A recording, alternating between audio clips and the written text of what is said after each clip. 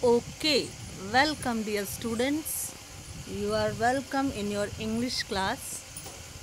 Now you have to start with your 5th chapter, that is a poem, A Blind Boy. एक अंधा लड़का।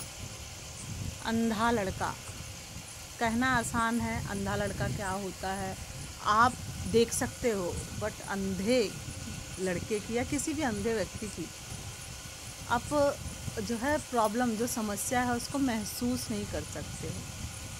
तो यहाँ जो पोएट है, आपके पोएट का नाम आपके है कोली सिबर, और इन्होंने स्टैंजा जो है शेक्सपियर के अंदाज में जो है पेश किया है, और इन्होंने एक अंधे लड़के की विडंबना को बताने की कोशिश की है और उसी के हिसाब से रिफ्लेक्ट किया है हम लोगों के लाइफ पे। क्योंकि बच्चों आप लोग अब 8th में पहुंच चुके हो, तो I think you are at the stage of where you all are in teenage. आप सब के सब जो है टीनेज कुमार अवस्था में हो, तो आप सब अब जो है ज़िंदगी के अनुभवों को लेने की कोशिश करने वाले हो, शुरू करने वाले हो। जीवन के अनुभव आपके ज़िंदगी में जैसे जैसे इंसिडेंट्स आते जाएंगे, आप शुरुआत करते जाओगे। कविता के अंत में लड़का जो मैसेज देता है, जो कहता है कि वो दुख जिसको मैंने कभी जाना ही नहीं, या फिर वो सुख जिसको मैंने कभी जाना ही नहीं कि ये सुख होता भी है, तो उसके ना रहने का दुख कैसा। कहने का तात्पर्य ये है कि जो सुख कभी आपके जीवन में था ही नहीं, तो उस पर पछताना कैसा कि ये मेरे पास नहीं है। एंजॉय करो उस चीज़ को जो आपके पास है, ठीक है। तो चलिए, जब इस पोएम को आप पढ़ोगे और बॉय, जब वो लड़का अपनी परिस्थितियों को डिस्क्राइब करता है और अंत में कहता है कि I am happy what ever I have, I should never regret that what I don't have from my birthhood. So it messages, this poem is messages to you all or all of us, that we should not have to regret what we don't have. We should have to thankful to God whatever we have from birth or till the today's day, whatever we have with us. Okay, now first stanza of this poem. Some words are there which are not familiar to you because this poem is new and your book is also renewed now. So उन शब्दों को आप जो है mind करिएगा और पढ़ने की कोशिश करिएगा। कुछ स्टूडेंट्स जो मेरे ब्राइट स्टूडेंट्स हैं, they will always going to bother about that words, but जो नहीं हैं, जो नहीं समझते, लेट समझते हैं, प्लीज़ पोएम को बार बार रिवाइंड करके आप लोग देखिएगा। ये पोएम आपको समझ में आनी चाहिए। You should never have to ask me for rewind the poem or explanation, है ना। बार बार रिवाइंड करने के बाद में भी अगर कोई टॉपिक ना समझ में आए, कोई स्टैंजा ना समझ में आए, तो आप लोग पूछ सकते हो। अदरवाइज़ मैं कोशिश करूँगी कि पूरा स्टैंजा आपको क्लियर कर सकूँ। ओके, तो पहला देखिए, कहता है ये लड़का, कोली सिबलर जो हैं वो उस लड़के के तौर पे अपने आप को रखते हुए कहते हैं, ओ से what is that thing I would call light. तुम कहते हो जिसे, उसे यानी तुम कहते हो जिसे, और अंत में लिखा है लाइट, ठीक है, लाइट यानी प्रकाश। तुम कहते हो जिससे प्रकाश, what is that thing I would called, उसे मैं क्या समझूं, मैं कैसे जानूं वो क्या है। विच आई मस्ट नेवर एन्जॉय, जिसका आनंद मैंने कभी लिया ही नहीं। क्योंकि वो अंधा है तो उसके लिए तो हमेशा रात ही रात है, हमेशा अंधेरा ही अंधेरा है। प्रकाश का अर्थ वो क्या जानेगा, है ना। तो कहता है कि जिस चीज़ को तुम लोग प्रकाश कहते हो, तो मैं उस चीज़ के बारे में कैसे जानूं जिसका आनंद मैंने कभी लिया ही नहीं। What are the blessings of the sight. Blessing यानी होता है ईश्वर का आशीर्वाद, वरदान, ठीक है। ये ब्लेसिंग, साइट यानी निगाह, ये दृष्टि, ये दृश्य की, जो दृश्य की परिकल्पना है या दृश्यमान जो चीज़ें हैं जो आप देखते हो, इस देखने की भावना को मैं क्या समझूं। ईश्वर ने जो ये देखने की शक्ति लोगों को दी है, उसे मैं कैसे जानूं। What are the blessings of the sight, मैं क्या जानूं कि देखने का ये आशीर्वाद है क्या चीज़। O tell you poor blind boy, कहो बताओ इस बेचारे, यहाँ पुअर का मतलब गरीब नहीं है, बेचारा है, इस बेचारे अंधे लड़के को बताओ।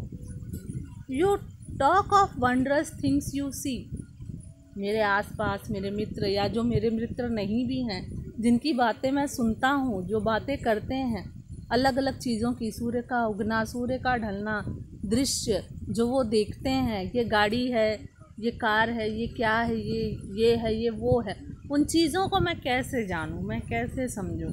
You talk of wondrous things you see, जो कुछ भी अद्भुत चीज़ें आप देखते हो उनके बारे में आप बातें करते हो। यू से द सन शाइन्स ब्राइट, जिनके पास भी देखने की क्षमता है वो कहते हैं कि सूर्य जो है बहुत ही प्रकाशमान, बहुत ही तेज़ चमकता है। I feel he is warm but how can he or make it day or night. मैं, क्योंकि मैं इंसान हूँ, मेरे पास सेंस ऑर्गन के रूप में स्किन है, त्वचा है, आंखें नहीं है मेरे सेंस ऑर्गन के रूप में, लेकिन त्वचा मेरे पास है, तो मैं सूर्य की गर्मी को महसूस ज़रूर कर सकता हूँ। I can feel he is warm, सूर्य गर्म होता है ये मैं जान सकता हूँ, क्योंकि I can feel it on my skin. But how can he or make it day or night, लेकिन मैं ये कैसे जानूँ कि सूर्य किस तरह से दिन उगाता है और किस तरह से ढलकर रात कर जाता है। ठीक है, तो मैं कैसे जानूँ कि सूर्य की किस अवस्था में दिन होता है और किस अवस्था में रात, क्योंकि सूर्य की गर्मी में महसूस कर सकता हूँ, लेकिन सूर्य के उस दृश्य को कि कैसे वो दिन करता है और कैसे वो रात करता है उसको मैं नहीं समझ सकता। Okay, third stanza of your poem. My day or night my self I make, क्योंकि मैं देख नहीं सकता तो दिन और रात मैंने अपने ही हिसाब से बनाए हुए हैं। मेरी जो गतिविधियां हैं, मेरी जो एक्टिविटीज़ हैं, वही मेरे दिन और रात का निर्धारण करती हैं। आपके दिन और रात का निर्धारण कैसे होता है? जब सुबह होती है तो आप उसके अपनी एक्टिविटीज़ परफॉर्म करने लगते हो, अदरवाइज जब नाइट होती है तो you should have to go to sleep, है ना, आप सोने चले जाते हो। तो इस तरह से आपके दिन और रात होते हैं सूर्य के अनुसार। लेकिन वो लड़का जो सूर्य को जानता ही नहीं है, तो वो दिन और रात के अनुभव को क्या जाने। वो कहता है कि मैं अपनी एक्टिविटीज़ के द्वारा अपने दिन और रात खुद बनाता हूँ। My day or night my self I make, मैं अपने दिन और रात खुद बनाता हूँ। वेन एवर आई स्लीप और प्ले, जब भी मैं सोता हूँ या मैं खेलता हूँ। कहने का अर्थ ये है कि अगर मैं सोता हूँ तो वो मेरी नाइट है, और अगर मैं खेलता हूँ तो वो मेरा दिन है। And could I ever keep awake with me there were always day, और अगर काश अगर ऐसा होता कि मैं हमेशा जाग पाता, कभी नहीं सोता, तो मेरे लिए हमेशा दिन ही दिन होता। अगर मैं थकता नहीं, मैं सोता नहीं, तो शायद मेरे लिए दिन ही दिन होता, क्योंकि मेरी गतिविधियां ही मेरे दिन और रात का निर्धारण करती हैं। दिखाई देने वाला सूर्य जो है मेरे लिए दिन और रात नहीं करता। Fourth stanza. With heavy shies, SIGS, yes, शाई इसको पढ़ते हैं आप, इसको SHY वाला शाई नहीं समझिएगा। शाई का मतलब है गहरी लंबी सांस लेना। कभी कभी आप जब थक जाते हो या निराश हो जाते हो तो लंबी सांस लेते हो, या कभी कभी कोई काम आपका हो जाए उसके बाद जब आप बैठते हो तो आप राहत की सांस लेते हो, that is also long enough, तो उसको भी आप शाई कहते हो, यानी गहरी सांस लेना, दैट इज़ शाई। विथ हैवी शाई, एक लंबी सांस के साथ। आई ऑफ्टन हियर, मैं हमेशा सुनता हूँ। इट मीन्स जो भी इस लड़के को देखता है वो एक लंबी सी सांस लेकर क्या कहता है, यू मॉन माई हैप्लेस वो। हैप्लेस यानी होता है, हैप यानी होता है भाग्य, और हैप्लेस यानी होता है दुर्भाग्य। वो यानी दया दिखाना और मुझ पे आह भरना। मेरी इस हैप्लेस के लिए, मेरे इस दुर्भाग्य के लिए अक्सर लोग कराहते हैं। मौन यानी MOUR, मौन यानी कराहना। मेरे इस दुर्भाग्य पर कराहते हैं, मुझ पर दया दिखाते हैं और मेरे लिए जो है आहें भरते हैं। But sure with patient I can bear, लेकिन मैं इस बात को निश्चित तौर पे कह सकता हूँ, श्योर यानी निश्चित होकर कह सकता हूँ कि मैं धैर्य के साथ इन सब बातों का वहन करूँगा। बियर करना यानी सहन करना, वहन करूँगा। I loss I never can know, मैंने वो चीज़ खोई है। अलॉस यानी मेरे पास वो चीज़ नहीं है। कौन सी चीज़ नहीं है? नेक्स्ट लाइन ज़रा ध्यान से सुनिएगा। आई नेवर कैन नो, जिसे मैंने कभी जाना ही नहीं। मेरे पास वो चीज़ नहीं है जिसे मैं कभी जानता ही नहीं। कहने का मतलब प्रकाश, आँखों की दृष्टि, देख सकने की क्षमता, तो लोग मेरे उस चीज़ पर आहें भरते हैं, मुझ पर दया दिखाते हैं जो मेरे पास कभी थी ही नहीं। सोचने की बात है। देखिए, अगर कोई आपको देखे और कहे यार ये अमिताभ बच्चन के घर पैदा नहीं हुआ, कोई सेंस बनता है? You don't have any sense in that, because you never hope for that, है ना। You can't hope for that कि ये कोई बात हुई, वो तो मेरे पास कभी थी ही नहीं, मैं वहाँ पैदा ही नहीं हो सकता था। तो लोग मुझ पर दुख क्यों दिखाते हैं, इस बात पे दुख क्यों दिखाते हैं? तो that is the same thing a blind boy is saying and poet wants to describe like that कि जो चीज़ आपके पास कभी थी ही नहीं, उस पर दुखी होने का मतलब क्या बनता है? कोई मतलब नहीं बनता। तो वही ब्लाइंड बॉय, एक्चुअली ये पोएम तो है ब्लाइंड बॉय की जो है दुखों को, एक अंधे लड़के के दुखों को, उसके आंतरिक जो वो सोचता है उन चीज़ों को दिखाया तो है, लेकिन उसके अलावा वो कहता क्या है? अंत में पोएट एक मैसेज देना चाहता है कि जो चीज़ आपके पास कभी थी ही नहीं, उस पर दुखी होने की ज़रूरत नहीं है। You should have to cheer up with whatever you have in your life.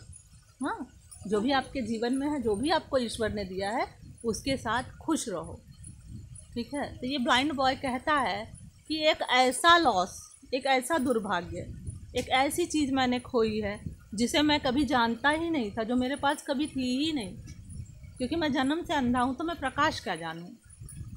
Then let not what I can not have. तो लेट नॉट यानी वो चीज़ नहीं रहने दो, जाने दो। लेट नॉट का मतलब है लेट नॉट बी। हाँ, लेट नॉट बी का मतलब है कि जाने दो। What I can not have, जो मेरे पास कभी था ही नहीं, हाँ, उसे जाने दो जो मेरे पास कभी नहीं था। यस, तो आपको मैंने बताया a loss I never can know, मैंने ऐसी चीज़ खोई है जिसको मैं कभी जानता ही नहीं था। Next and last stanza of your this poem, then let not what I can not have. तो जाने दो, लेट नॉट का मतलब जाने दो, what I can not have, जो मेरे पास कभी हो ही नहीं सकता, ना था, ना है, ना हो सकता है। माई चीयर ऑफ माइंड डिस्ट्रॉय, अगर मैं उस चीज़ के बारे में सोचूंगा तो मेरे दिमाग में जो कुछ मेरे पास है, उसके लिए जो खुशियाँ हैं, मेरे जो उत्साह हैं, वो सारे के सारे डिस्ट्रॉय हो जाएंगे, ख़त्म हो जाएंगे, ख़राब हो जाएंगे। वाइल्स दस आई सिंग, जो भी मैं गा सकता हूँ, अगर मैं गा सकता हूँ या मैं खुश हूँ तो आई एम अ किंग, अगर मैं खुश हूँ तो मैं अपनी दुनिया का राजा हूँ। Although a poor blind boy, जबकि मैं एक बेचारा अंधा लड़का हूँ। दुनिया की नज़रों में मैं भले ही एक बेचारा अंधा लड़का हूँ, लेकिन अगर मैं खुल के गा सकता हूँ, मैं खुश रह सकता हूँ, तो I am a king. Okay, तो बात समझ में आई, मैसेज भी समझ में आया। What is the brief explanation of this poem, सभी कुछ मैंने बता दिया है। अभी भी आपको अगर कोई प्रॉब्लम हो तो आप कमेंट कर सकते हो, पूछ सकते हो, व्हाट्सएप पे कॉल करके, चाहे जैसे भी, ठीक है। तो अभी आपका ये पोएम जो है कंप्लीट हुआ। Okay, goodbye students.